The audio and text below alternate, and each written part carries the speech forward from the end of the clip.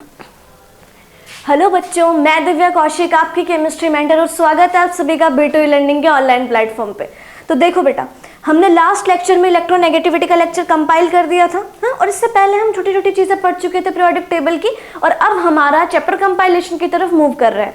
तो आज हम करने जा रहे हैं कुछ प्रीवियस ईयर के क्वेश्चंस और कुछ बचे हुए इंपॉर्टेंट टॉपिक्स जो हमने लास्ट के चैप्टर में बचा के रखने के लिए रखे हुए थे। ठीक है, पर इससे पहले एक समरी अगर मैं आपको दे दूं इस चीज़ की, तो हमने क्या क्या चीज़ें पढ़ ली पीरियोडिक टेबल में। सबसे पहले हमने क्लासिफिकेशन पढ़ा पूरे पीरियोडिक टेबल का, S block, P block, D block, F block, जितने भी उनके इलेक्ट्रॉनिक कॉन्फ़िगरेशंस थे। हमने इलेक्ट्रॉन भरने का तरीका सीखा, एक रूल मैंने आउटबुक का बताया था, एक और मैंने फॉर्मूला बताया था आपको, है ना। इससे आप इलेक्ट्रॉनिक कॉन्फ़िगरेशन भर सकते हैं। एक्सेप्शन जो है वो तो है ही साइड में, उनका तो चलता ही रहेगा, है ना। दूसरा मैंने फिर क्या बोला, एटॉमिक रेडियस की तरफ मूव कर गए। जेड इफेक्टिव हमने सीखा, स्क्रीनिंग कांस्टेंट सीखा, जेड इफेक्टिव निकालना सीखा स्क्रीनिंग कांस्टेंट की हेल्प से। इसके बाद हम आयनाइजेशन एनर्जी पे आए, हमने IP1, IP2, IP3 सब निकालनी सीखी। हमने उसके कुछ एक्सेप्शंस भी देखे, हाफ फील्ड, फुल फील्ड के, पेनिट्रेशन पावर के, और कुछ हमने उसके एप्लीकेशंस भी देखी, मेटेलिक नेचर की, नॉन मेटेलिक नेचर की, acidic nature, basic nature, etcetera etcetera etcetera, that's it, है ना। फिर हम मूव कर गए इलेक्ट्रॉन एफिनिटी पर। इलेक्ट्रॉन एफिनिटी पर हमने ये सीखा, एप्लीकेशंस देखी हमने, EA1, EA2, electron gain enthalpy का हमने चर्चा किया। ये सब चीज़ें हमने गेन एंथैल्पीज में पढ़ी, वहाँ के अपन ने एप्लीकेशंस देखे, वहाँ भी हमने कुछ नॉर्मल पीरियोडिक टेबल और एक्सेप्शंस के बारे में बातें की।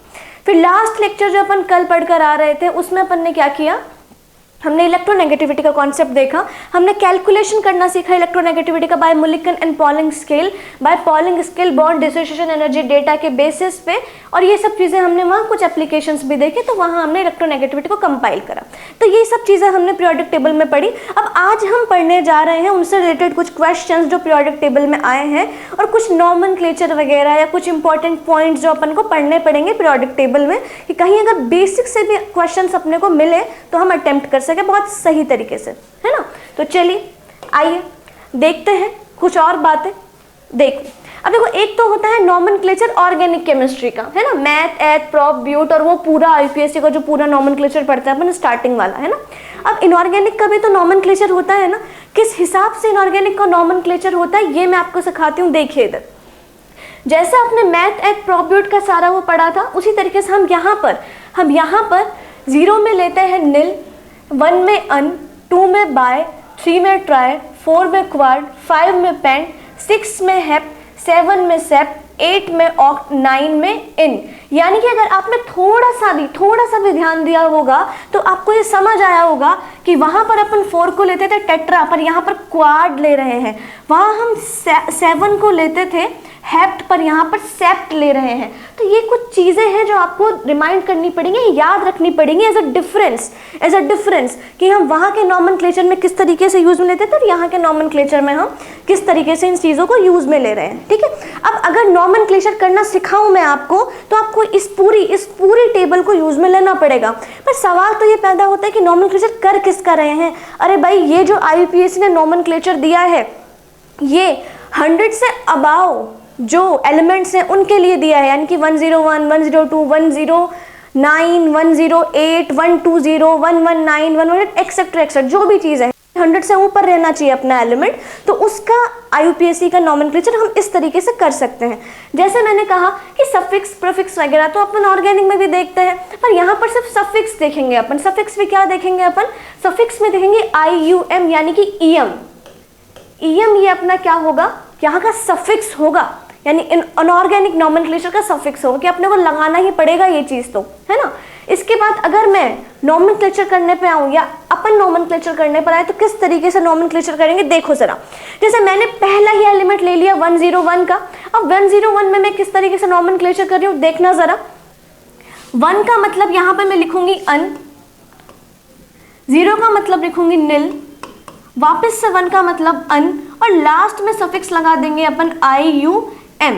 यानी कि अगर मैं सिंबल लिखना चाहूँ इसका तो U, वापस से N और U, दैट्स इट। तो सिंबल क्या आ जाएगा अपना, UNU, तो ये सिंबल आएगा अपना। वहीं अगर मैं 106 का नॉमेनक्लेचर लिखना चाहूँ तो अन, नील, क्योंकि 0 है, और 6 यानी कि हेक्स, ईएम। तो अगर मैं सिंबल लिखना चाहूँ तो यू एन और हेक्स, यानी कि यू एन और एच, ये सिंबल अपने को यहाँ पे मिल गया। ठीक है, तो ये इतना सिंपल है ये नॉमेनक्लेचर करना अपना इनऑर्गेनिक का, इतना सिंपल है ये चीज़ करनी अपनी कि अगर आपको ये टेबल याद है तो आपको बस डिस्टिंग्विश ही तो करना है इस चीज़ को, और क्या ही करना है ना। तो देखो ज़रा एक क्वेश्चन देखते हैं PYQ का जो अपना JEE में आया हुआ है 2019 में। कितना ईजी क्वेश्चन है, देखो ज़रा, क्या मतलब कोई भी कर देगा इस चीज़ को, तो अगर अपने को ये टेबल का थोड़ा बहुत भी अंदाज़ा होगा तो। ठीक है, the IUPAC symbol for the element with atomic number 119 would be, यानी कि 119 का आपको सिंबल निकालना है। क्या निकालना है? सिंबल निकालना है। तो अगर मैं इसका नॉमेनक्लेचर करूं पहले, क्योंकि अब जब हम नॉमेनक्लेचर कर लेंगे तभी तो हम सिंबल निकाल पाएंगे ना इस चीज़ का, बिना नॉमेनक्लेचर करे कैसे सिंबल का पता लगा पाएंगे अपन। तो अगर अपन को सिंबल निकालना है तो नहीं पड़ेगा। तो 119 का नॉमेनक्लेचर अगर मैं करूं तो 1 यानी कि अन, वापस से अन, और 9 यानी कि ईन, ई एन एन, और अपन लगा दिए यहाँ पे सफिक्स लगा दिया। तो अगर सिंबल दूं तो यू यू ई, यानी कि you you E, that's it. बताओ भाई ऑप्शन मैच कर रहा है कोई यू यू ई से? बिल्कुल, first option is a correct option. पहला ही ऑप्शन मैच कर गया अपना, तो इतना इजी है भाई। पहला PYQ है, प्रीवियस ईयर क्वेश्चन है, 2019 में आया हुआ है, JEE में आया हुआ है। ठीक है, तो ये एक छोटी सी चीज़ थी, एक छोटा सा पॉइंट हमने पढ़ा कि कभी अगर हमसे नॉमेनक्लेचर करवा डाले वो तो हम कर पाए बहुत ही आराम से। ठीक है, चलिए आगे चलते हैं, कुछ और पॉइंट्स देखते हैं अपन, बेहद ही सिंपल पॉइंट्स। क्या है इन पॉइंट्स में, आइए देखते हैं। तो मैंने कहा कि लिथियम जो है यानी सेकंड पीरियड का एलिमेंट है, ये स्टार्टिंग के तीनों, और ये थर्ड पीरियड के एलिमेंट है स्टार्टिंग, ये लास्ट नीचे के जो 4 लिखे हैं मैंने, सेकंड और थर्ड पीरियड के एलिमेंट आपस में डायगोनल रिलेशनशिप शो करते हैं।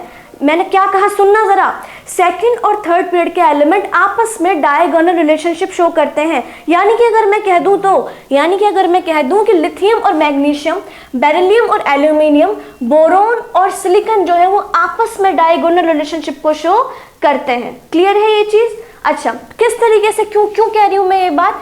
क्योंकि ये डायगोनल रिलेशनशिप शो करते हैं क्योंकि इनका आयनिक पोटेंशियल जो होता है वो सेम होता है सारों का ही, यानी लिथियम और मैग्नीशियम का, बेरिलियम और एल्यूमिनियम का, बोरोन और सिलिकॉन का आयनिक पोटेंशियल एक टर्म होती है जो सेम होती है सबकी। यानी कि ऐसा कह दूं क्या कि सिमिलर प्रॉपर्टीज शो करते हैं ये सारे के सारे आपस में, कि लिथियम जो होता है वो मैग्नीशियम से, बेरिलियम जो होता है वो एल्यूमिनियम से, और सिलिकॉन जो होता है वो बोरोन से सिमिलर प्रॉपर्टीज शो करते हैं। दैट्स वाई हमने क्या बोला इनको कि ये आपस में डायगोनल रिलेशनशिप को शो करते हैं। दैट्स वाई इसी वजह से, इसी कारण से लिथियम, बेरिलियम और बोरोन को हम ब्रिज एलिमेंट भी बोलते हैं, यानी ब्रिज एलिमेंट बोला जाता है। एक तरह से ब्रिज को कंसेप्ट कर रहे हैं, ये चीजें ब्रिज दिखा रहा है बेसिकली, है ना। तो इसलिए हम स्टार्टिंग के 3 वालों को ब्रिज एलिमेंट भी बोल देते हैं। ठीक है, आगे चलते हैं। देखिए, ऐसा कहते हैं कि थर्ड पीरियड के जो एलिमेंट्स हैं जैसे sodium, magnesium, aluminium, silicon, phosphorus, sulphur और क्लोरीन जो है, इनको हम टिपिकल एलिमेंट भी बोलते हैं। क्यों टिपिकल एलिमेंट बोलते हैं भाई? अरे इसलिए इनको टिपिकल एलिमेंट बोलते हैं कि अगर मान लीजिए सोडियम जो है, सोडियम अपने ग्रुप का है, जैसे स्टार्टिंग में सोडियम नहीं आता पर जस्ट नीचे वाले में तो आता है, तो सोडियम के नीचे जितने भी एलिमेंट आएंगे, सोडियम जो प्रॉपर्टी शो कर रहा है बाकी के एलिमेंट भी उसी तरीके की प्रॉपर्टीज को शो करेंगे। यानी कि मैं ऐसा कह दूं क्या कि सोडियम अपने ग्रुप का रिप्रेजेंटेटिव एलिमेंट है, यानी कि जो वो प्रॉपर्टी शो करेगा लगभग बाकी के नीचे के सारे जितने भी आ रहे हैं एलिमेंट्स वो लगभग सेम प्रॉपर्टीज उसी के तरीके की शो करेंगे। दैट्स वाई इसीलिए इनको टिपिकल एलिमेंट बोला जाता है। यही चीज फास्फोरस में है, यही चीज सल्फर में है, यही चीज क्लोरीन में है कि भाई क्लोरीन जो शो कर रहा है प्रॉपर्टीज के नीचे आने वाले जितने भी एलिमेंट हैं वो सेम प्रॉपर्टीज को शो करेंगे। दैट्स वाई इनको टिपिकल एलिमेंट बोला जाता है। ठीक है, समझ गए हम ये चीज? तो इन्हीं को ही टिपिकल एलिमेंट बोला जाता है। बहुत ध्यान रखिएगा, आराम से याद होंगे ये चीज, मेमोरी बेस्ड चीज है सारी की सारी। ठीक है, तो देखो फोर्थ पॉइंट देखते हैं। जो 6 पीरियड है, 6 पीरियड जो अब अपने को पता है ये बात कि 7 पीरियड है अपने, तो 6 पीरियड में एस ब्लॉक भी आ रहा है, पी भी आ रहा है, डी भी आ रहा है, एफ भी आ रहा है। यानी अगर कहा जाए कौन सा ऐसा पीरियड है जहाँ पे सारे के सारे ब्लॉक्स पाए जाते हैं, एस पी डी एफ, तो 6 पीरियड में सारे के सारे ब्लॉक यहाँ पे आ रहे हैं, आराम से एग्जिस्ट करते हैं सारे के सारे ब्लॉक। ठीक है, बहुत इतनी सी बात है ये तो। फिर नेक्स्ट पॉइंट देखते हैं, group containing maximum gaseous atom, यानी कि कौन सा ग्रुप जो है वो मैक्सिमम गैसियस एटम को कंटेन करता है। बहुत ही सिंपल सी बात है, क्या ही छुपा है तुमसे, तुमको सब पता है, अपने को पता है नोबल गैसेस, नोबल गैसेस भी बोलते हैं अपन इस चीज को।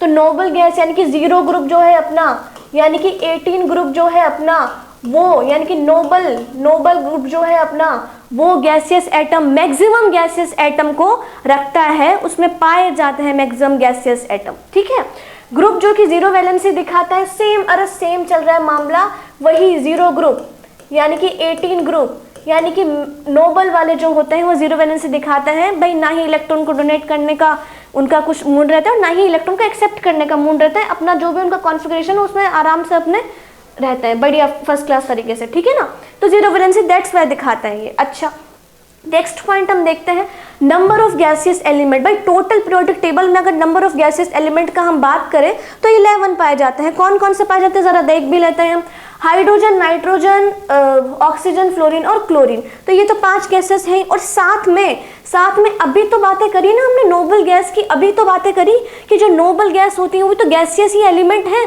तो उनको भी जोड़ दीजिएगा। तो 5 तो ये और 6 ये टोटल मिला के कितने हो गए भाई, हो गए 11। तो 11 एलिमेंट जो होते हैं वो गैसियस फेज में यानी गैसियस पाए जाते हैं, यानी गैसियस एलिमेंट माना जाते हैं किसमें, पीरियोडिक टेबल में। ठीक है, अब गैसियस एलिमेंट की बातें तो हो गई, लिक्विड एलिमेंट का भी थोड़ा हमें बताइए कि नंबर ऑफ लिक्विड एलिमेंट कितने हैं। तो भाई 6 है। कौन कौन से, CsFrGa, मर्करी, ब्रोमीन, UUB, यानी कि 112 समथिंग कुछ है ना, यानी 112 जो अभी आपने लिखना सिखाया, अभी मैंने लिखना सिखाया आपको IUPAC, आपने लिखना भी सीखा। तो ये 6 जो है ये लिक्विड सॉरी ये 6 जो है ये लिक्विड एलिमेंट्स होते हैं। ठीक है, अब ब्रोमीन एक ऐसा एलिमेंट है जो नॉन मेटल है, यानी ओनली नॉन मेटल, जो कि शो कर रहा है लिक्विड फॉर्म, यानी कि ब्रोमीन तो नॉन मेटल तो है ही ब्रोमीन नॉन मेटल तो है ही, ब्रोमीन नॉन मेटल तो है ही, साथ में लिक्विड फॉर्म भी शो करता है, तो यानी कि ओनली नॉन मेटल, इकलौता ऐसा नॉन मेटल है जो अपने आप को लिक्विड फॉर्म में भी एग्जिस्ट करके रखता है या शो करता है। तो कौन है वो, ब्रोमीन है भाई वो। अब लास्ट अपन देखते हैं पॉइंट कि सेकंड पीरियड में maximum number of gases atom पाए जाते हैं। ठीक है, फर्स्ट पीरियड में तो हाइड्रोजन, हीलियम ही तो हैं, 2 ही तो हैं। अगर कल को अपन से पूछ लिया जाए कि बताइए कौन सा ऐसा पीरियड है जिसमें maximum number of gases atom पाए जाते हैं, तो अब हमने ग्रुप तो बता दिया पर हमको पीरियड भी तो पता होना चाहिए ना। तो पीरियड कौन सा है, वो सेकंड पीरियड है। कौन कौन से गैसेस आइटम पाए जाते हैं भाई, नाइट्रोजन हो गया अपना, ऑक्सीजन हो गया अपना, फ्लोरीन हो गया, नियोन हो गया, सब गैसेस आइटम है, यानी सबसे ज़्यादा यानी 4 गैसेस आइटम पाए जाते हैं। कौन से पीरियड में, सेकंड पीरियड में गैसेस आइटम सबसे ज़्यादा पाए जाते हैं। और कौन से ग्रुप में गैसेस आइटम पाए जाते हैं, 18 ग्रुप यानी कि 0 ग्रुप में, यानी नोबल गैस वाले ग्रुप में पाए जाते हैं। तो ये सब छोटे छोटे इन्फॉर्मेशन है, इंपॉर्टेंट पॉइंट से कभी पूछ लिया जाए तो हमको आना चाहिए, और सारे मेमोरी बेस से पूरे के पूरे पीरियोडिक टेबल से। चलिए, तो कुछ चर्चा हमने की इंपॉर्टेंट पॉइंट्स के बारे में। अब आगे बढ़ते हैं, कुछ क्वेश्चंस को लेते हैं हम जो कि PYQs हैं, जो कि प्रीवियस ईयर में आए हुए हैं, ताकि अपने कॉन्सेप्ट भी थोड़े सा रिवाइज हो जाए और हमको पता चले कि हमने कितना मतलब सीख लिया है, हमको कितना आया है इस चैप्टर में। तो थोड़ा सा हम इस चीज़ की तरफ बढ़ेंगे। ठीक है, आइए देखते हैं पहला क्वेश्चन क्या कहता है, देखिए ज़रा, बताइए मुझे भी। द आयंस O-2F- Na+ और Mg+2 Al+3। अरे सारे आयंस दे दिए इसने, है ना, सारे के सारे आयंस दे दिए इसने। ठीक है, ये दे दिया आयंस इसने। और आइसो इलेक्ट्रॉनिक, ठीक है, कह रहा है कि सेम इलेक्ट्रॉन है सारे के सारे में। ठीक है, समझ गए हम, ओके। अच्छा, तो बिल्कुल सेम इलेक्ट्रॉन ही है, जैसे इसमें 10 है, इसमें भी 10 है, इसमें तो 10 है ही, इसमें भी 10 ही है, और इसमें भी 10 ही, यानी सेम इलेक्ट्रॉन है। तो आइसो इलेक्ट्रॉनिक सीरीज दे दी है किसने अपने को। ठीक है, तो पूछ रहा है द आयनिक रेडियाई शो, यानी कि इनके आयनिक रेडियाई का इसने कुछ सीक्वेंस दिया है, अपने को बताना है। तो उससे पहले कॉन्सेप्ट क्या कहता है, उससे पहले कॉन्सेप्ट कहता है आइसो इलेक्ट्रॉनिक सीरीज का, जो मैंने आपको बताया था कि भाई सेम इलेक्ट्रॉन होने चाहिए, सेम इलेक्ट्रॉन होने चाहिए, बिल्कुल सेम इलेक्ट्रॉन है। और अगर कभी अपने को इसका सीक्वेंस पूछा जाए, तो क्या करने वाले हैं अपन, सबसे ज़्यादा एनायन का होता है आयनिक रेडियस, फिर न्यूट्रल का होता है, और फिर सबसे कम होता है कैटायन का। दैट्स इट, ये चीज़ अपने को यहाँ पे देखनी है। ठीक है, तो सबसे ज़्यादा एनायन का यानी कि O-2 का सबसे ज़्यादा, फिर F- का, फिर Na+ का, क्योंकि सबसे कम कैटायन तो यही है, फिर Mg+2 और फिर Al+3। तो कुछ ये सीरीज हमको देखने को मिली आयनिक रेडियाई के सीक्वेंस की, ठीक है। अब और क्या अपने को इस चीज में देखना है, क्वेश्चन ऑप्शंस क्या कह रहे हैं अपने, क्या significant increase from O-2 to Al+3, यानी कि एक सिग्निफिकेंट इंक्रीजमेंट अपने को देखने को मिलता है O-2 से Al+3 की तरफ। कहीं मुझे इस तरीके की चीज तो कोई नजर नहीं आ रही है, बल्कि मुझे तो डिक्रीज नजर आ रहा है, ना कि इंक्रीज नजर आ रहा है। देखिए यहां से यहां जाने पर डिक्रीज हो रहा है ऑर्डर, तो ये चीज तो गलत मानूंगी मैं। A significant decrease from O-2 to Al+3, बिल्कुल सही बात है ये कि एक सिग्निफिकेंट डिक्रीज ही नजर आ रहा है मुझे O-2 से Al+3 के लिए। ये देखिए O-2 की सबसे ज्यादा, फिर F- की सबसे कम, सॉरी सबसे कम नहीं उससे कम, यानी O-2 से कम, फिर Na+ की कम, फिर Mg+2 की कम, फिर Al+3 की कम, यानी Al+3 की सबसे कम है यहाँ पे आयनिक रेडियाई। तो भाई डिक्रीज ही होती जा रही है चीज, तो बिल्कुल सही है यार, सेकंड ऑप्शन अपने को करेक्ट मिल गया। अपने को आगे जाने की जरूरत है क्या है, फिर भी थोड़ा देख लेते हैं क्या है। देखिए जरा, तो देखिए and increase from O-2 to F and then decrease from Na+ to Al, ये सब तो है ही नहीं, ये सब चीजें तो है ही नहीं। अपने को तो सीधी चीज अपने को पता करनी है भाई, सेम इलेक्ट्रॉन से आइसोइलेक्ट्रॉनिक सीरीज है, अपने को पूरा का पूरा कॉन्सेप्ट पता है, ये लगाना है अपने को, तो इन सब चीजों में पढ़ना ही क्यों, ये तो गलत चीज है, गलत ही है ये तो। थर्ड ऑप्शन में गलत है, फिर फोर्थ ऑप्शन में डिक्रीज फ्रॉम O-2 से F- and then increase from Na+ से, ये भी नहीं है। अपने को तो ये कॉन्सेप्ट फॉलो करना है आइसोइलेक्ट्रॉनिक में, यही से अपना क्वेश्चन बनेगा बहुत ही आराम से, ठीक है। तो ये है इसका करेक्ट ऑप्शन सेकंड, ठीक है। नेक्स्ट क्वेश्चन पे आते हैं, क्या कह रहा है दूसरा क्वेश्चन, देखिए जरा। The correct order regarding the electronegativity of hybrid orbital of carbon is, ठीक है। कार्बन का हाइब्रिडाइजेशन का ऑर्डर पूछ रहा है, किसके रिगार्डिंग, इलेक्ट्रोनेगेटिविटी के रिगार्डिंग पूछ रहा है। लास्ट लेक्चर में अपन बातें करके आए हैं ये सब चीज़ें कि अपने को पता है ये चीज़, मैंने आपको बताई भी ये चीज़ कि भाई परसेंटेज कैरेक्टर बढ़ा रहे हैं आप, तो इलेक्ट्रोनेगेटिविटी जो है वो आपकी बढ़नी चाहिए, आपका थीटा जो है वो भी बढ़ ही रहा होगा। तो परसेंटेज कैरेक्टर अगर देखा जाए तो sp में कितना होता है 50%, sp2 में कितना होता है 33 और sp3 में कितना होता है 25। तो ये परसेंटेज कैरेक्टर कुछ हम कल ही पढ़कर आए हैं, यानी कि प्रीवियस लेक्चर में पढ़कर आए होंगे आप लोग, और मैंने बताया हुआ है कि अगर परसेंटेज कैरेक्टर बढ़ेगा तो इलेक्ट्रोनेगेटिविटी भी बढ़ ही जाएगी। और पूछा क्या है, करेक्ट ऑर्डर पूछा है इलेक्ट्रोनेगेटिविटी का, ठीक है। तो सबसे ज़्यादा परसेंटेज कैरेक्टर sp में है, फिर sp2 में है, फिर sp3 में है, तो सबसे ज़्यादा इलेक्ट्रोनेगेटिविटी भी sp की होगी, फिर sp2 की होगी, फिर sp3 की होगी। तो ये लो, fourth option is the correct option. बिल्कुल कॉपी में से उतरा हुआ सवाल है ये, बिल्कुल कॉपी में से उतरा हुआ सवाल है, एग्जैक्ट ऐसे की ऐसे अपन ने करा हुआ है ये चीज़, बिल्कुल। तो याद है आपको ये चीज़, कॉन्सेप्ट आपको याद है, अप्लाई बहुत आसानी से कर देंगे आप, कोई दिक्कत आपको नहीं आने वाली है, ठीक है। आइए नेक्स्ट अपन क्वेश्चन लेते हैं, देखिए ज़रा, बहुत ही आसान से क्वेश्चन है, तो बहुत ही आसान से है ना। With which of the following electronic configuration an atom has the lowest ionic enthalpy, यानी कि कुल मिलाकर बात वहीं आ गई अपनी, आयनाइजेशन एनर्जी के बारे में बातें हो रही है यहाँ पे। आयनाइजेशन एनर्जी कह लीजिए, आयनाइजेशन पोटेंशियल कह लीजिए, आयनाइजेशन एंथैल्पी कह लीजिए, सब एक ही बातें हैं, कोई दिक्कत नहीं है। तो अपने को ये बात पता है कि क्यों मैं ज़्यादा खर्चा करना चाहूँगी, यानी कि क्यों मैं ज़्यादा आईपी देना चाहूँगी। मैं तो यही चाहूँगी ना कि कम आईपी दूँ और मेरा आराम से एक इलेक्ट्रॉन बाहर निकल जाए और मुझे कैटायन मिल जाए। यही तो कॉन्सेप्ट है ना मेरा, कि किसी भी एक न्यूट्रल आइसोलेटेड गैसियस एटम में एक इलेक्ट्रॉन निकालने के लिए, उसके बैलेंस शेल में से एक इलेक्ट्रॉन निकालने के लिए दी गई मिनिमम एनर्जी को क्या बोला जाता है, आयनिक, सब पता है आपको, आयनिक एंथैल्पी, आयनिक पोटेंशियल, आयनिक एनर्जी आयनाइजेशन एनर्जी बोला जाता है, ठीक है। तो अब ये क्या कह रहा है, अपने को इनमें से ये देखना है कि इन चारों ऑप्शंस में से सबसे कम आईपी किसकी है, सबसे कम आयनाइजेशन एंथैल्पी किसकी है। अब याद करो मैंने क्या लिखवाया था आपको, मैंने आपको कुछ एक्सेप्शंस लिखवाए थे। क्या एक्सेप्शंस लिखवाए थे वो वाले याद करो ज़रा, कि भाई पेनिट्रेशन पावर बेरिलियम की ज़्यादा होती है बोरोन से, तो इसलिए आयनाइजेशन एनर्जी भी बेरिलियम की ज़्यादा होती है बोरोन से।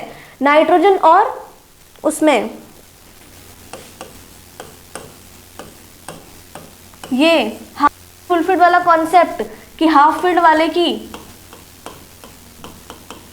Ip जो है वो ज़्यादा होगी किससे, ऑक्सीजन के कंपैरिजन में देखा जाए तो, यानी कि हाफ फिल्ड और फुल फिल्ड वालों की Ip जो होती है वो ज़्यादा होती है। यानी कि ऐसा कह दूं क्या कि अगर हाफ फिल्ड इलेक्ट्रॉनिक कॉन्फ़िगरेशन मिल जाए आपको, फुल फिल्ड मिल जाए आपको, तो एक इलेक्ट्रॉन निकालना चाहेंगे ना आप उसमें से, तो बड़ा जोर आएगा, अपनी बहुत ज़्यादा एनर्जी आपको देनी पड़ेगी, बहुत ज़्यादा एनर्जी आपको देनी पड़ेगी। और क्यों एनर्जी देना चाहूँगी मैं, क्यों खर्चा करना चाहूँगी मैं, कम खर्चे में काम हो रहा है तो चलेगा ना अपने को, क्यों खर्चा करना चाहेंगे अपन। तो इसी कॉन्सेप्ट को अगर मैं यहाँ पे अप्लाई करूँ तो चलो यहाँ देखते हैं, फोर्थ ऑप्शन देखते हैं अपना। देखो तो सबसे वैलेंस शेल में ही तो मैं इलेक्ट्रॉन निकालूंगी, यानी कि 2p6 में से निकालूंगी मैं एक इलेक्ट्रॉन। अब 2p6 तो भाई फुल फील्ड इलेक्ट्रॉन है, अच्छा खासा फुल फील्ड इलेक्ट्रॉन है भाई ये तो। और अगर मैं यहाँ से एक इलेक्ट्रॉन निकालूंगी बेटा तो मुझे तो इतनी ज़्यादा एनर्जी इसको देनी पड़ेगी, और मैं तो ऐसा कभी नहीं करूँगी, आपको भी नहीं करना है ना। तो बिल्कुल मैं यहाँ से एक इलेक्ट्रॉन निकालने का बिल्कुल मेरा तो मन नहीं है, क्योंकि बहुत ज़्यादा खर्चा वर्चा हो जाएगा, इतना खर्चा करना ही नहीं है अपन को, तो हटाइए इस ऑप्शन को। यहाँ देखते हैं 2p3, अरे 2p3 वही इसका भाई आ गया, हाफ फील्ड इलेक्ट्रॉनिक कॉन्फ़िगरेशन है भाई, चाहे फुल फील्ड ले लीजिए चाहे हाफ फील्ड ले लीजिए, दोनों में से एक इलेक्ट्रॉन निकालने के एनर्जी ज़्यादा देनी पड़ती है। इवन फुल फील्ड में ज़्यादा एनर्जी देनी पड़ती है भाई, है ना, फिर हाफ फील्ड में भी देनी पड़ती है, पर उसके कंपैरिजन में कम देनी पड़ती है। पर कुल मिलाकर बात अगर कही जाए तो दोनों में ही एनर्जी ज़्यादा लगेगी ही अपने को, ठीक है। तो क्यों खर्चा करना है, नहीं करना है खर्चा तो नहीं निकालेंगे यहाँ से एक इलेक्ट्रॉन, ठीक है, बहुत ज़्यादा एनर्जी देनी पड़ेगी। आइए 2p5 पे आते हैं, ठीक है। तो 2p5 ना तो हाफ फील्ड है ना फुल फील्ड है, हाँ एनर्जी निकाली जा सकती है, सॉरी इलेक्ट्रॉन निकाला जा सकता है, दिक्कत यहाँ पर नहीं है, ठीक है, ओके। फिर एक और ऑप्शन देखते हैं अपन 3s1, अरे ये तो गड़बड़ हो गया मामला। 3s1 माना कि हाफ फील्ड है, पर 2p5 और 2p5 और 3s1 में से अगर हम IP का ऑर्डर देखें या IP का कितना मिनिमम मैक्सिमम हिसाब किताब देखें, तो हमको ये चीज़ समझ जानी चाहिए कि शेल बढ़ रहा है यहाँ पे, शेल नंबर बढ़ रहा है यहाँ पे। तो मैंने सिखाया हुआ है आपको कि लेफ़्ट टू राइट जाएंगे IP बढ़ेगी क्योंकि जेड इफेक्टिव बढ़ रहा है, अप टू डाउन जाएंगे क्योंकि साइज बढ़ रहा है, शेल नंबर बढ़ रहा है, तो IP क्या हो जाएगी, कम हो जाएगी। तो यानी कि जैसे जैसे शेल नंबर बढ़ेगा वैसे वैसे IP कम हो जाएगी। तो देखो यार ज़रा देखो, 2p का शेल नंबर 2 है, 3s का 3 है, शेल नंबर बढ़ गया यानी कि IP क्या हो गई, कम हो गई। तो दैट्स वाई शेल नंबर यहाँ बढ़ रहा है, इसलिए यहाँ पे IP क्या हो जाएगी, मिनिमम हो जाएगी। और हमसे पूछा क्या है, हमसे यही तो पूछा है कि लोवेस्ट आयनाइजेशन एंथैल्पी बताइए हमें, तो बिल्कुल बता दी हमने, third option is the correct option, क्योंकि शेल नंबर बढ़ चुका है यहाँ पर, जैसे जैसे शेल नंबर बढ़ेगा IP अपना कम हो जाएगा, ठीक है। तो ये चीज़ अपने को बहुत थोड़ा सा ध्यान रखनी है कि हाफ फील्ड फुल फील्ड में तो बहुत ज़्यादा एनर्जी देनी पड़ेगी, बाकी में तो शेल नंबर वगैरह देख के काम चलाना पड़ेगा अपने को, ठीक है। अच्छा आगे चलते हैं अपन। तो which of the following pairs has the same size. अब साइज वाइज के बारे में बातें आ चुकी हैं, तो जब भी साइज के बारे में बात है तो अपने को एटॉमिक रेडियस पर सीधा मूव कर जाना है। एटॉमिक रेडियस पढ़ी बड़ी है अपन ने, और 3D के सारे एलिमेंट हैं, 3D के एलिमेंट हैं सारे, सब पता है अपने को, 3D के, 4D का, 5D का, सबका अपन पढ़ चुके हैं। क्या पढ़ चुके हैं, अपन ने ये बात करी थी कि 3D से 4D, 4D से 5D में जाने पर एटॉमिक रेडियस क्या होती है, बढ़ जाती है, यही बात हुई थी अपने बीच में, ठीक है ना। अरे up to left to right जाने पे कम होती है, अप टू डाउन जाने पे बढ़ती है, 3D 4D 5D तक जाएंगे नहीं, अप टू डाउन जाएंगे तो बढ़ेगी। पर मैंने ये भी कहा था कि ये जो है वो थर्ड ग्रुप पे ही अप्लाई होगा बस, पर फोर्थ से लेके और 12th ग्रुप तक और साथ में 13 और 14 ग्रुप तक ये जो चीज़ें हैं ये अप्लाई नहीं होंगी, यहाँ एक्सेप्शंस आ जाएंगे। तो उसी टाइम पर मैंने बताया था कि इनके 4D और 5D के जो एलिमेंट हैं उनका जो साइज़ है बिकॉज ऑफ लेंथेनाइट कॉन्ट्रैक्शंस लगभग क्या हो जाएगा, बराबर हो जाएगा साइज़, इनका साइज़ क्या हो जाएगा, सेम हो जाएगा। किसकी वजह से, लेंथेनाइट कॉन्ट्रैक्शन की वजह से। ये सब बातें करके आ चुके हैं एटॉमिक रेडियस में, आपको पता होना चाहिए। एक्सेप्शंस में मैंने लिखवाई थी ये सब बातें आपको, तो आपको अपने को याद ये सब बातें। तो मैंने कहा था कि अगर देखा जाए तो जर्कोनियम और हाफनियम जो हैं इनका जो साइज है वो क्या होगा, सेम पाया जाएगा, यानी बराबर होगा। तो इन सब में से सबसे सेम साइज किसका है, ज़िरकोनियम और हफनियम का, बिकॉज ऑफ लेंथेनाइट कॉन्ट्रैक्शन की वजह से। सब बहुत ही इंपॉर्टेंट क्वेश्चन है, मैंने उस टाइम भी बताया था कि 2 एलिमेंट दे देगा आपको और साइज के बारे में बातें करेगा, यानी साइज पूछेगा सेम साइज किसका है। तो आपको याद रखना है कि आएगा कहाँ से क्वेश्चन, यहाँ से पुट हो रहा है वो, यानी एक्सेप्शन से पुट आ रहा है, वो भी कौन से एक्सेप्शन से पुट कर रहा है वो क्वेश्चन, एटॉमिक रेडियस के, ट्रांजिशन एलिमेंट के एटॉमिक रेडियस के क्वेश्चन से उसने पुट कराया है क्वेश्चन, ठीक है ना। तो बहुत आसान से सवाल AIPMT में आया हुआ है 2010 में। देखिए ज़रा आगे चलते हैं। देखो भाई बहुत ही सिंपल सा सवाल, अब इसमें तो क्या ही बताऊँ मैं, आता है तुम्हारे को सब, है ना। तो ये कह रहा है कि for electron affinity of halogens which of the following correct, ठीक है। अच्छा तो कुछ एक्सेप्शन सा मुझे नज़र आ रहा है यहाँ पे, यानी कि ऐसा कहते हैं कि यहाँ से यहाँ जाने पे तो इलेक्ट्रॉन एफिनिटी बढ़ती है पर यहाँ से यहाँ जाने पे तो कम होती है। पर फिर अपन ने हैलोजेंस की इलेक्ट्रॉन एफिनिटी पढ़ी थी और मैंने कहा था आपको कि फ्लोरीन, क्लोरीन, ब्रोमीन और आयोडीन अगर ऑर्डर देखें तो ऊपर से नीचे जाने पे कम हो रहा है, पर एक्सेप्शन है यहाँ पे Cl का सबसे ज़्यादा, फिर फ्लोरीन का, फिर ब्रोमीन का और फिर आयोडीन का। क्यों ज़्यादा ये चीज़, तो अपन ने रिपल्शन के बारे में बातें करी थी कि इलेक्ट्रॉन को ऐड करने का जो कैपेसिटी होता है, इलेक्ट्रॉन को ऐड करने का जो कैपेसिटी होता है वो ज़्यादा किस में होता है, क्लोरीन में होता है, क्योंकि क्लोरीन का रिपल्शन कम होता है और फ्लोरीन जो होता है वो इलेक्ट्रॉन जो आता है ना आगे से उसको ऐड करने का कैपेसिटी कम रखता है, क्योंकि हाई रिपल्शन रहता है फ्लोरीन में, इलेक्ट्रॉन आएगा रिपेल करेगा, दूर कर देगा इलेक्ट्रॉन को, और क्लोरीन का रहता है लेस रिपल्शन की, इलेक्ट्रॉन आएगा तो जोड़ लेगा अपने आप में बहुत ही आराम से, कोई तकलीफ नहीं होने देगा इलेक्ट्रॉन को, है ना। तो आराम से इलेक्ट्रॉन एफिनिटी अगर ज़्यादा है तो क्लोरीन का ज़्यादा है, फिर फ्लोरीन का, फिर ब्रोमीन का, फिर आयोडीन का। तो बस ये ऑर्डर ही तो पूछा है आपसे, और क्या ही पूछा है कि ब्रोमीन का फ्लोरीन से ज़्यादा है क्या, ज़्यादा है क्या, नहीं भाई कम है, गलत है ये चीज़, तो बिल्कुल गलत है। फ्लोरीन का क्लोरीन, ये तो सरासरी गलत है, बिल्कुल गलत है। क्लोरीन का सबसे ज़्यादा होता है, बिल्कुल गलत है, क्लोरीन का सबसे ज़्यादा होता है। फ्लोरीन का आयोडीन से ज़्यादा है, बिल्कुल सही बात है, फ्लोरीन का आयोडीन से ज़्यादा है इलेक्ट्रॉन एफिनिटी। तो ये एक्सेप्शन में लिखवा रखी है इलेक्ट्रॉन एफिनिटी में, अपने कॉपी में लिखी पड़ी है, ये चीज़ अपने को पता होनी चाहिए, है ना। इंपॉर्टेंट पॉइंट में है और क्वेश्चन बना है इससे, देखिए, है ना। तो ऐसे छोटे छोटे क्वेश्चन आपको देखने को मिलते हैं। आइए आगे चलते हैं। The pair of amphoteric hydroxide, यानी कि आपको पेयर बताना है एम्फोटेरिक हाइड्रोक्साइड के। अब हाइड्रोक्साइड होते एम्फोटेरिक क्या है ये भी तो पता चले हमारे को।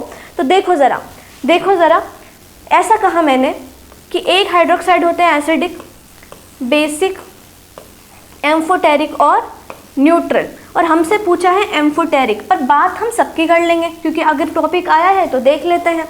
तो एसिडिक ऑक्साइड्स जो होते हैं नॉन मेटेलिक होते हैं, यानी कि जो नॉन मेटेलिक होते हैं एसिडिक ऑक्साइड्स को शो करते हैं।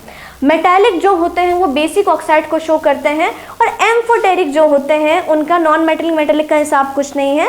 उनको ऐसा देखा जाता है कि ऐसे ऑक्साइड जो एसिड बेस रिएक्शन को, एसिड और बेस दोनों से ही रिएक्शन कर डालते हैं, वो होते हैं एम्फोटेरिक। और न्यूट्रल ऑक्साइड वो होते हैं जो एसिड और बेस दोनों से ही रिएक्शन नहीं करते हैं, वो होते हैं न्यूट्रल ऑक्साइड। जैसे एम्फोटेरिक की मैं बात करूँ तो zinc, aluminium, beryllium, gallium, lead, tin और आर्सेनिक जो होते हैं ये सारे के सारे क्या हैं, एम्फोटेरिक हैं। और न्यूट्रल की बात करूं तो CO, NO, N2O ये सारे के सारे क्या हैं, न्यूट्रल हैं। तो हमसे क्या ही पूछा है, हमसे पूछा है एम्फोटेरिक ऑक्साइड, एल्यूमिनियम और लिथियम। बिल्कुल नहीं भाई, ये तो नहीं है। एल्यूमिनियम तो है पर ये तो नहीं है। BOH का होल थ्राइस, BeOH का होल थ्राइस, ठीक है, इसको इस तरीके से लिखेंगे हम, नीचे आएगा पावर इसका। तो बेरिलियम तो है पर बोरोन तो नहीं है, ये भी नहीं जमा। बेरिलियम OH का होल ट्वाइस और MgOH का होल ट्वाइस, ठीक है। मैग्नीशियम तो नहीं है पर बेरिलियम तो है, तो ये भी नहीं जमा, ठीक है। बेरिलियम जिंक, बिल्कुल बेरिलियम जिंक, तो दोनों के दोनों एम्फोटेरिक ऑक्साइड्स मिल चुके हैं हमको, जो कि एसिड से भी रिएक्शन देंगे और बेस से भी रिएक्शन बड़े ही आराम से देंगे, ठीक है ना। तो इस चीज़ को अपने को इस तरीके से देखना है कि अगर आपसे न्यूट्रल पहचान हुआ है, आपसे एम्फोटेरिक पहचान हुआ है ऑक्साइड, चाहे आपसे एसिडिक पहचान हुआ है या बेसिक पहचान हुआ है, तो अपन आराम से इस चीज़ को लेकर कर देंगे, ठीक है। तो ये कॉन्सेप्ट अपने को नया मिला। आगे चलते हैं, नेक्स्ट क्वेश्चन पे आते हैं। क्या है अगला क्वेश्चन, सब पता है अपने को, देखिए ज़रा। Which of the following electronic configuration represent noble gases, यानी कि इनमें से कौन सा ऐसा है जो नोबल गैस को रिप्रेजेंट करेगा। अब पता है अपने को नोबल गैस का तो अलग ही स्वैग रहता है भाई, वैलेंसी वगैरह 0 रहती है इसकी, है ना, और बढ़िया गैसेस एटम है ये, और स्टेबल कॉन्फ़िगरेशन, कमाल का स्टेबल कॉन्फ़िगरेशन है। अपने को पता है कि फुलफिल्ड इलेक्ट्रॉनिक कॉन्फ़िगरेशन होते हैं स्टेबल सबसे ज़्यादा, और फिर हाफ फिल्ड होते हैं, फिर बाकी आगे चलते रहते हैं। तो देख लीजिए कि फुलफिल्ड कौन है, तो Np6 फुलफिल्ड है, ये हाफ फिल्ड है, ये तो हो ही नहीं सकते। और मैंने कहा हाईएस्ट स्टेबल कॉन्फ़िगरेशन रखते हैं, तो हाईएस्ट स्टेबल कॉन्फ़िगरेशन जो है वो नोबल गैसेस में फुलफिल्ड का ही तो होगा, तो फुलफिल्ड तो यही है, ये तो हाफ है, तो ये भी नहीं हो सकता। ठीक है, तो ऑप्शन सारे कट हो गए इस चीज़ से। तो ये जो है नोबल गैस कॉन्फ़िगरेशन रखता है, यानी NS2 Np6 जो होता है वो नोबल गैस कॉन्फ़िगरेशन में हमको नज़र आता है, ये चीज़ आप याद रखिएगा। ठीक है, आगे चलते हैं, अगला क्वेश्चन देखते हैं। Which among the following element have lowest value of IE1। ठीक है, आइए RPMT में आया हुआ क्वेश्चन है, क्या कह रहा है कि इन चारों में से बता दीजिए मुझे कि लोवेस्ट वैल्यू किसकी पूछ रहा है, ये IE1 की, यानी ionization energy, first ionization energy का लोएस्ट वैल्यू पूछ रहा है। तो कौन सा फैमिली दे रखा है इसने अपन को कार्बन फैमिली दे रखा है, और कार्बन फैमिली में कार्बन, सिलिकॉन, जर्मेनियम, टिन और लेड। तो ऐसा कहा मैंने कि अप टू डाउन जाने पे तो आयनाइजेशन एनर्जी कम होती है, लोवेस्ट बोली जा रही है तो Pb की होनी चाहिए, है ना, पर ऐसा तो बिल्कुल भी नहीं है। मैंने इसको एक्सेप्शन में लिखवाया हुआ है, क्या बोला है मैंने कि लैंथेनाइट कॉन्ट्रैक्शन की वजह से जो टिन है वो सबसे नीचे चला जाता है, और Pb जो है वो थोड़ा टिन का जगह ले लेता है। यानी कि अगर कहा जाए कि ऊपर से नीचे जाने पे आयनाइजेशन एनर्जी कम हो रही है, यानी कि टिन का आयनाइजेशन एनर्जी लेड से भी क्या हो जाता है, कम हो जाता है, बिकॉज ऑफ लैंथेनाइट कॉन्ट्रैक्शन की वजह से ये चीज़ हो रही है, और ये चीज़ अपने को पता होनी चाहिए। अपन ने एक्सेप्शन में लिख के आए अपन ये चीज़, ठीक है। अच्छा, आगे चलते हैं, देखिए element having maximum electron affinity. अरे अभी यही क्वेश्चन अपन कुछ अलग तरीके से करके आए थे, जहाँ पे अपने को फ्लोरीन और आयोडीन के बीच में इलेक्ट्रॉन एफिनिटी बतानी थी, और वही चीज़ तो पूछ ली है इसने दोबारा से। क्या पूछा है इसने कि इलेक्ट्रॉन हैविंग मैक्सिमम EA, तो मैक्सिमम EA जो है अपने को पता है यार Cl2 की ही है, क्योंकि Cl2 का रिपल्शन जो है वो लेस होता है, और फटाफट से इलेक्ट्रॉन ऐड होने का कैपेसिटी कमाल का रहता है Cl2 का, फ्लोरीन से भी ज़्यादा रहता है ये, है ना। तो बहुत आसान सा क्वेश्चन था, कुछ भी नहीं था इस क्वेश्चन में। आइए अगला क्वेश्चन देखते हैं। Element having maximum ionization energy, यानी सबसे ज़्यादा आयनाइजेशन एनर्जी जो है वो किसकी है, ये चीज़ बतानी है अपने को, है ना। तो ऐसा मैंने कहा, चलो पहले ये देखते हैं कि कौन सा है, फर्स्ट ग्रुप है,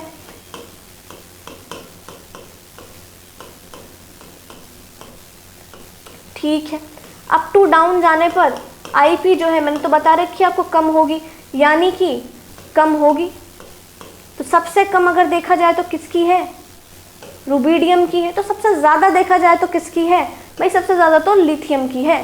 तो ये रहा Li, दैट्स इट। ये चीज़ करनी थी आपको। बताओ कितना समय लगा मुझे इसको करने में, एक सेकंड के सवाल है, कुछ भी नहीं है। अगर कॉन्सेप्ट याद है अप्लाई कर देंगे, फटाफट से सही आंसर आएगा, क्वेश्चन बन जाएगा अपना बड़े आराम से, है ना। तो कुछ भी नहीं है इसमें। तो देखिए कुछ प्रीवियस ईयर के क्वेश्चंस अपन ने ले लिए, और जो बचे हुए पॉइंट थे वो अपन ने कवर किए। तो आज अपना ख़त्म होता है पीरियोडिक टेबल कम्प्लीटली। अच्छे से नोट्स बनाइएगा, रिवाइज करते रहिएगा, शॉर्ट नोट क्रिएट कर लीजिएगा इनके, और जितने क्वेश्चंस आप लगाना चाहते हैं उतने क्वेश्चन लगाइएगा, बड़े ही आराम से निकलेंगे, कोई दिक्कत नहीं आएगी आपको, है ना। तो मोर एंड मोर क्वेश्चंस लगाइए, मोर एंड मोर प्रैक्टिस कीजिए, और याद करिए बार बार इनऑर्गेनिक के कॉन्सेप्ट को। जितनी बार याद करेंगे अपन, उतनी ही बार अपने मेमोरी बेस्ड चीज़ें हैं ये सब याद हो जाएंगी, और क्लिक करेंगे अपने को जब अपन एग्जाम में कर रहे होंगे क्वेश्चन, ठीक है। तो कोई दिक्कत नहीं है ना। तो आज अपन यहाँ रखते हैं, इतना ही रखते हैं। अगला चैप्टर शुरू करेंगे अपन केमिकल बॉन्डिंग, ठीक है। तो तब तक रिवाइज करते रहिएगा और पढ़ते रहिएगा, बढ़ते रहिएगा। Thank you so much.